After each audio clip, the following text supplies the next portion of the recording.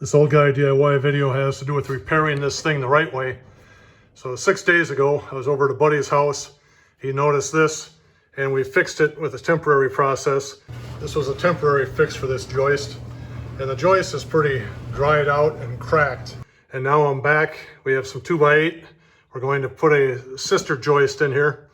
And the first thing we did is removed the wires here. So we're going to pull these through. So our 2x8 will run all the way up to the top. I'm not worried about this one that's 3 inches from the bottom, but I wanted to get these two out since that's where the crack is. So now we'll pull the wires out. We'll cut the sister 2x8 to length, get a whole bunch of glue, some structural screws, and repair it. This is how the 2x8 looks ready for install. So we have two places where wires are coming through. So I took a drill bit and I measured where I needed to be, and I drilled a hole there. And I drilled a hole on this end, and then I just came in with the saw and took as little material out as I had to. So we leave a lot of wood there, but we can still get the wires through. So now it's time to marry this one up to the other one, and then we'll put the jack beneath it. Now we're liberally applying wood glue, and then we're going to put that 2x8 on there.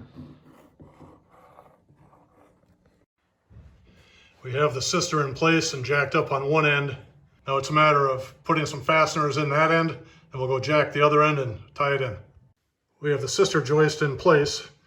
You can see I came through with the structural screws from the other side because that old board seemed kind of dry, and I pre-drilled everything, so any biting that's going on is the screw biting into this new 2x8. And then I did have to drill one hole to bring this wire through, so I drilled it up high as opposed to where it had been down in this area.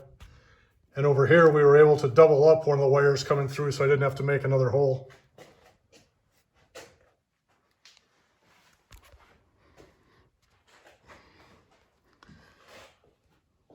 But overall, it looks happy. So we'll button it up, call this a success.